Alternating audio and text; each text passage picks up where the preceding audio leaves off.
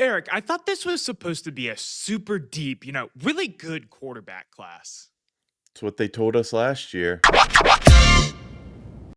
The reality is, though, it's anything but. Obviously, Fernando Mendoza is the top guy. We know where he's going.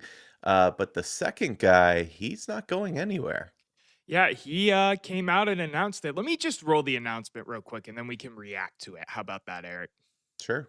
And when it comes to me just making my decision, of course, I want to feel most prepared and, just best for my situation, especially as a quarterback. And with my decision, it's been very tough. I prayed a lot about it, talked to many people, my mentors and people I just look up to. And with that being said, of course, I'll be coming back to Oregon for one more year and being able to play for the Oregon Ducks and, of course, reach our goal and be national champions.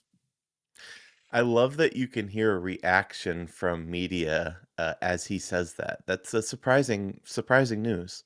It is surprising news when you are the assumed number 2 overall pick, but that's kind of what happens in this NIL era now today, man. He's making good money. I mean, it came out his NIL evaluation beforehand was 2.3 to 2.4 million. Now he's going to be at like 7.5 million going back with all the different deals he has. Obviously, that's turning down a 50 million 5-year contract potentially in the NFL, 50 to 55 billion. So you're looking at 10 or 11 million dollars. So he is missing out on some millions there, but it isn't anything like, I mean, comparatively speaking to a guy who wasn't making any money prior. I mean, the numbers are there if you want to go back and put together an even better body of work. I think he was nervous after that playoff game, don't you? I don't know because we kind of had an idea of where he was going in this draft. Next year is the QB draft that everybody's talking about. So to wait and put yourself in a class with other potentially outstanding quarterbacks seems like an odd move to me.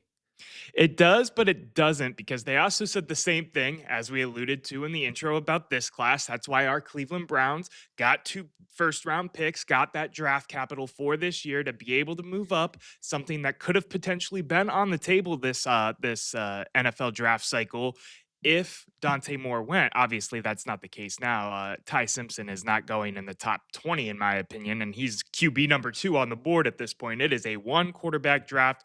Once again, like last year's was, which is baffling to me that we've had back-to-back bad depth at the quarterback position. But yeah, this looks good in terms of Shedeur Sanders, though. Don't you agree? Yes and no. I mean, Shador's our clear starter at the moment. I think there's maybe some guys on the market that we'll take a look at.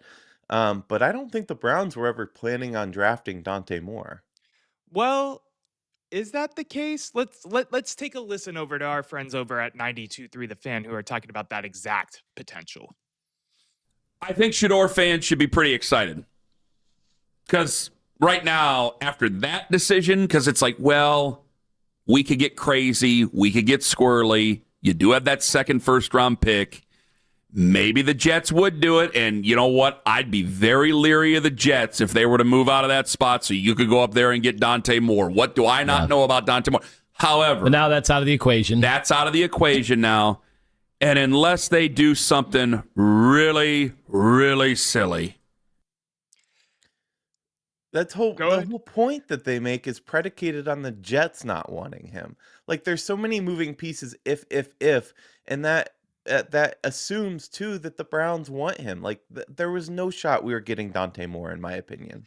See, and I disagree. I think we could have potentially made the move. The Jets have so much draft capital that they maybe not have not wanted to have gone for Dante Moore, and maybe we would have wanted to take that swing for one Dante Moore.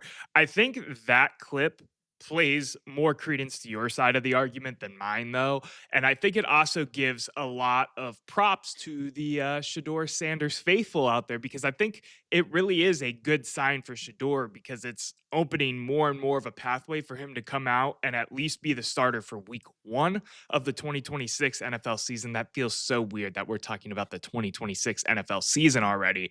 But because of the lackluster draft class, because of the limited free agent and or trade options that are out there, there's so many moving bits, pieces, and parts with this whole situation that, yeah, it looks pretty good for Shedeur at the end of the day. It does. The final nail in the coffin, though, I think going back to Dante Moore was his game against Indiana. That playoff game spoke volumes. And I think after that, a lot of teams cooled on him. So to your point, I think that is probably why he decided to go back to school. I think he was a little nervous of the slide for sure. We'll get into Shedeur in a second. I know I'm trying to push the envelope because I'm a little excited that we might get a little bit more of an opportunity to look at him. But when we talk about Dante Moore, you're 100% right. I think some of the shakiness in his game that people were concerned about with the lack of reps that he had in college and whatnot continued to show as they moved throughout the postseason and the latter half of the college football season.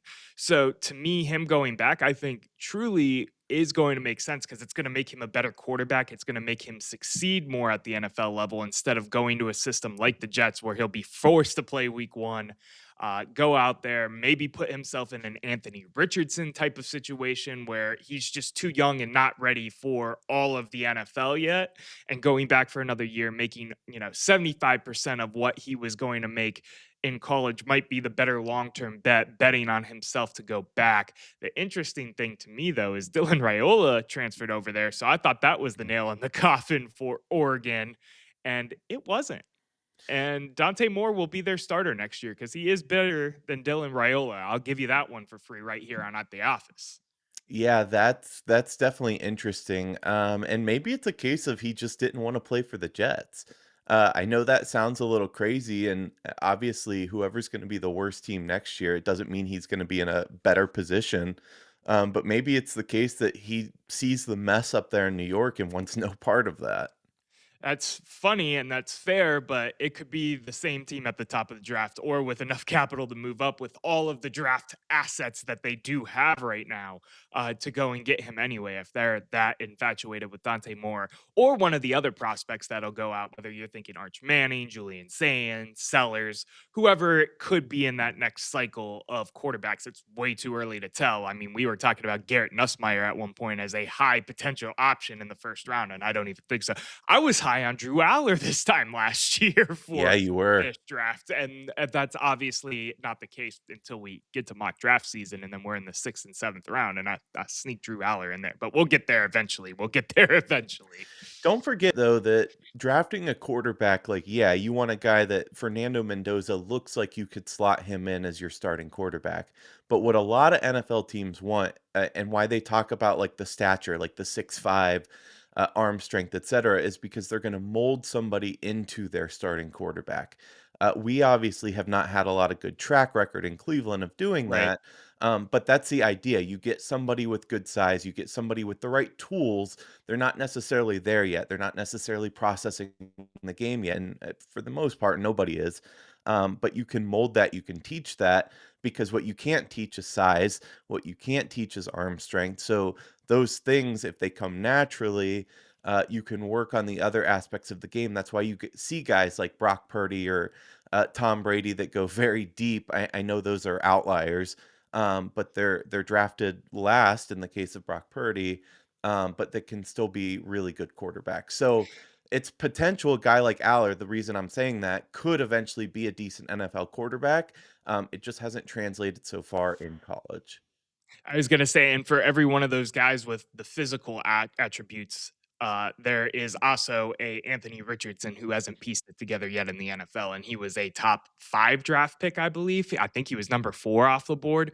So Or it's Jamarcus Russell. Yeah. I was gonna throw that out there too, but I couldn't remember his stature in my mind because that's a little bit. I was super young, when he was playing, Yeah, that and was like 2008, to be yeah, fair.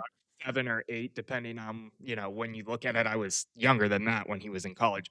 Regardless, I want to ask you your opinion though. So I mean, I think we're both known Shador supporters here, and I think that's part of the conversation we need to have today because it's opening up the path for Shador and the Browns, and really pointing out what the quarterback situation is going to look like. There's some. Free agent options that we've talked about briefly on the page. There's also another quarterback in this draft I mentioned earlier in the show. Where are you feeling with Shador? And then we can kind of turn the conversation to one Ty Simpson, the Alabama Crimson Tide quarterback. I think Shedeur as of right now, he should probably be our starter day one. We've talked about him going through camp, him going through practice as the number one guy, getting those reps. That's going to make a huge difference. Obviously, it's also going to make a huge difference depending on which coach the Browns hire and who we bring in at that spot. Um, the receivers that we're likely going to draft. But there's names out there on the market that we could be looking at as well. I don't know if his position's as secure as we think. The reality is, though, what I foresee, and you might not like it, might not agree with it, but I think going into camp, it's going to be a QB battle. I'm putting quotes around it between one Shedeur Sanders and one Deshaun Watson. I know that sounds crazy, but you don't pay a guy $46 million to just sit on your bench if he could potentially go out there. He's the albatross that they don't know what to do with. So I do think they're going to have him competing in camp. It doesn't mean he's going to win, but don't be surprised if you see Deshaun Watson out there in 2026. So I adamantly disagree with you, but there's a take that also came from 92.3 The Fan that I think uh, adds to what you're saying. I think it's absolutely wild, but let's take a listen and just add it as a layer. Forget Deshaun, forget Shedeur, forget Dylan Gabriel. Go after the top guys in free agency and make Daniel Jones, once he heals up, or Malik Willis your starting quarterback next year. Why didn't you lead with that? Because I don't think it's as likely. I still think their best plan of attack is to wait for 2027 and see if you can stumble into something in 2026. Forget Deshaun. It's an interesting one, and he ends that take talking about just starting Deshaun as well, which is really interesting to me how that mindset comes to be, because I think Deshaun Watson is only going to be the third string emergency quarterback for this team at this point. I don't think he's going to see the field. I don't think there's going to be some camp battle. I don't think any of that's going to happen. I think we're very much done with I this disagree. era. Let me ask you your opinion. We go into the season, who do you want to be the starting quarterback of the Cleveland Browns? Right now, like on With this roster or with period? what you know, yeah. On this roster, Shedeur Sanders. And then let's add the layer of, realistic. So you could put like Ty Simpson in there, you could put Malik Willis, you could put Daniel Jones, I guess, even though I don't think he's a realistic option. Those names, you could put those in there as well. Daniel Jones, probably. I think Indy re-signs him, but Yeah. I would go Daniel Jones if I had a choice there. Malik Willis probably 2, then Shedeur 3. I think I would probably go Shedeur. Shedeur's 1 or 2. I don't like Malik Willis because we've only seen 3 Shedeur games over of Jones, or I just don't think Jones is a realistic option, and oh, I don't either, but you threw I the name out there, I so also think Daniel Jones, he scares me that he was a flash in a pan this season, and he's going to continue to injure himself as well. There's a lot of concern there that would make me not want to even go down that route. interesting. I think I both of those things are kind of non-concerns in my head. That's interesting to me as well. He's hurt, and he tries to He play is over his. hurt, but we've seen the tools. We know the baseline that it's there. That's great. We know the baseline's there with Anthony Richardson too, which I'm gonna put that out there right now. I don't mind that as a I name don't for hate their it. fifth Yeah. round pick. Listen, we know how that's gone, but I don't disagree. I was gonna say that earlier. I don't disagree with that take, honestly. What do you think of one Ty Simpson? I think that we have the reclamation project on our team right now. Like, I don't know where he fits. I think if we're bringing somebody in, we need a little bit of experience. And I get it, Malik Willis isn't that, but our quarterback room right now is really young, and then a guy that, according to you, won't even sniff the field. Which, in that case, put him on the practice squad. I don't know if they're able to do that or not. Um, but like there's a lack of depth, so to bring in another rookie, I don't know, unless they really think he has the tools. I'm fine with picking him late, That I'm fine with that. I think you have a Dylan Gabriel problem. If you're taking Simpson, then what are you doing with Gabriel? You probably ship him off somewhere. Well, I Um, think you should probably just ship him off at this point anyway. yeah, I I'm think, fine with that. yeah. I'm totally fine with that. I don't know. I think about this team, and if we truly believe that we're a couple pieces away, we're a couple O-line pieces, we're a couple wide receiver pieces, and then of course coaching away, we know we have a Super Bowl talented defense. And look no further than Denver. And of course, we don't know what's going to happen yet, but as a team that potentially could be going pretty damn far based on their defense alone, if we have that, then what are we doing talking about guys like Ty Simpson? We need to be talking about guys like Daniel Jones. I'm not saying he's the answer, but guys that could be brought in to potentially compete and take this thing further. Like we're a piece away. How can we go all out and make that happen? I don't know the answers to these questions. But those are the questions that should be being asked right now. Yeah, that's more so where I'm at. I don't even want to sniff the draft with the quarterback at this point. That's that like Ty Simpson, great. Someone can fall for that. Mendoza trading up for him at this point, it's gonna be like damn near 3, 4, 5, 6, 7, 8, 9, 10 first round picks just to get the Raiders to budge because it's the only quarterback in the draft. Yeah, And if that were, I'm trying to think of a quarterback, Patrick Mahomes or somebody coming out of the draft that you Andrew expect to Luck. be a superstar. Andrew Luck's a good example. Then yeah, sell the farm to do that. But I like Mendoza, and I don't see that. I wouldn't risk it. I wouldn't risk everything. I think he'd be trade up a bull, but not that trade up a bull. You know, if we're third or fourth and it's a couple quarterback draft, anyway, that doesn't matter because we're not going to have him in the orange and brown. To me, the best path and the best way to move forward is 100% Shedeur, a veteran of whatever arm, whether that be a Malik Willis, whether that be trading for a Mac Jones, Anthony Richardson, whatever. Um, and then leave Deshaun as the emergency third string quarterback. And the only way we'll see him is if we do Brown shit and end up on our third quarterback of the season. I'm good on Ty Simpson. At one point, I thought he was an intriguing prospect, but he has continued to slide down the board.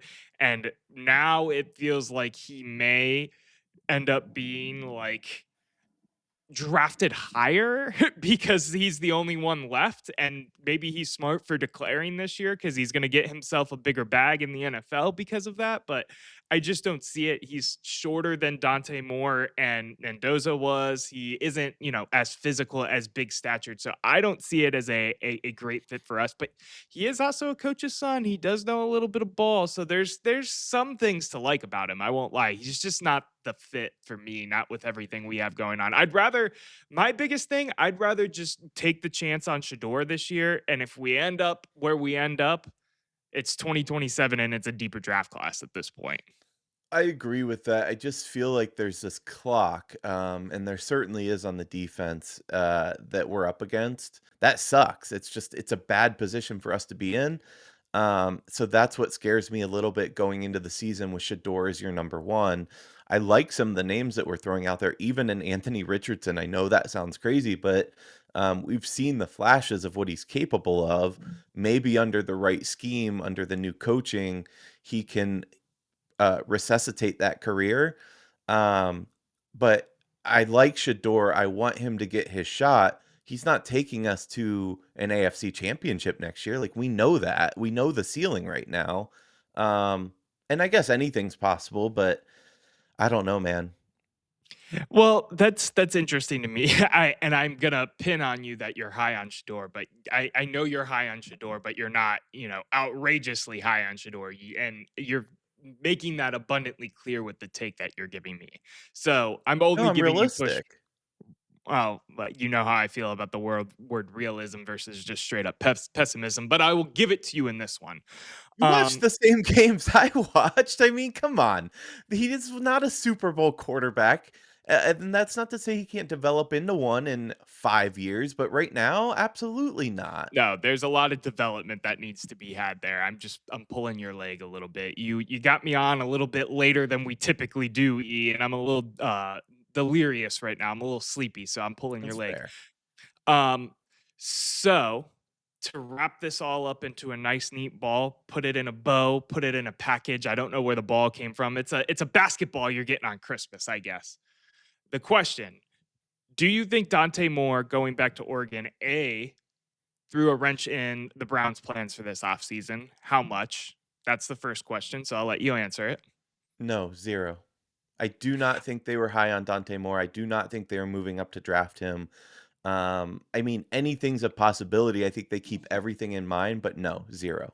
I think I put it more at like a 50, honestly, not because I thought they were going to for sure go up there or trade, but it was definitely on their radar. It was definitely an option for them to add to this quarterback room. And now it's one less option and an even tighter playing field for any of these veteran options or, a rookie. And the only rookie that there's worth talking about in terms of our ability to get is Ty Simpson, and neither of us want him. So to me, I think it's pretty high up there that Dante Moore kind of did throw a wrench in the Browns' plans a little bit, whether that meant they were going to go get him or they were hoping a quarterback needy team would go grab him so that way they could make a deal, make a move for a guy like Malik Willis or whatnot.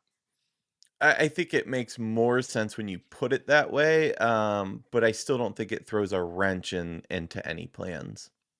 We'll see because the quarterback situation is looking more and more bleak in terms of being able to make an addition. To answer the question, though, this is a positive for Shedeur Sanders, 100%, right? This is clearing the path for him to get a chance. And I think that for anybody that is a fan of him, anybody that wants to see more of him, this, whether it be a consolation prize or not, is a good thing for Shedeur Sanders. Yes or no? Sure, I guess. It's no different than your first question because I don't think we were going for more, so I don't think anything's changed. I think the best thing that's happened for Shador Sanders is that Kevin Stefanski was fired. Like, I'll just call a spade a spade. I think bringing in a new coach, potentially what sounds like a new young offensive-minded coach, is really what's gonna help Shador in the long run, not Dante Moore returning to Oregon. I think this helps him tremendously personally because there's no rookie boogeyman waiting behind him that could be coming in unless they get really high on Ty Simpson, and I really hope they don't get high on Ty Simpson. True, but what we're talking about is worse for him. If you bring in a guy like even a Mac Jones, but especially some of the other names that we've thrown around, the expectation all of a sudden is probably going to be that if you bring in Anthony Richardson, I bet the expectation around Cleveland is that he's likely going to be your starter. Maybe it's a QB battle, etc., but he's likely going to be the guy if you bring in any of those guys. So I I think don't that's worse for him. I don't agree with that because if you bring in an Anthony Richardson who for all intents and purpose just took a redshirt year this year, or you bring in a guy like Malik Willis who's only played 3 total games as a starter in the NFL, I would not be handing them the keys to the castle. It would 100% be a quarterback battle with the guy that played and ended as your QB1 the season before. So I think the competition isn't a bad thing for Shador. I don't think that's a bad situation. I think if he's the competitor that we've seen that he can be, that's a good thing because it'll just scratch that itch more and make him a better player. Let me say this about Malik Willis real quick because I think there's a big difference of him going into a good Green Bay team and starting versus what he would have done if he was plugged into our team this year. I don't think we would have seen much out of him plugged into this Cleveland Browns offense, frankly. I think he would have looked just as bad. So it's more important that we fix the pieces we keep talking about fixing because, frankly, we don't even know what we have in Shador. We see the progress, we see the throws, but he doesn't have like when he's fighting for his life behind that line or receivers are dropping balls right into their hands. Obviously, they're not doing him any favors. So I'm not sure we would do any quarterback favors right now. So we need to fix those pieces before anything. 100%. We're in lockstep with that. We've been in lockstep about that since probably like what, week 7 of the Yeah, I just NFL want to. season? I bring it up because I hear Browns fans talk about, oh my gosh, what if we brought in Daniel Jones? Like I'm all in favor of that. I don't think it's possible either, but Daniel Jones would be great. Would he be great on the Browns? Not if we don't fix these issues. Like, we're going to have the same. There's no silver bullet at quarterback for us. Peyton Manning probably couldn't have made this team better last year. Just because of how the team's constructed right now. Like, we need to fix those issues. We do need to fix those issues 100%. The NFL offseason is getting crazier and crazier by the moment, whether it be the head coaching market opening up more and more, whether it be free agency, prospects coming in for the draft, declaring for the draft. We're covering it all here on At the Office, a Cleveland sports show. Make sure you subscribe, leave a like, drop a comment down below. Tell us your thoughts. Who do you want to be the starting quarterback of the Cleveland Browns for 2026? Because with Dante Moore gone, the options are continuing to dwindle for our orange and brown. They sure are. The debate never ends, but the show does for now. We'll see you next time.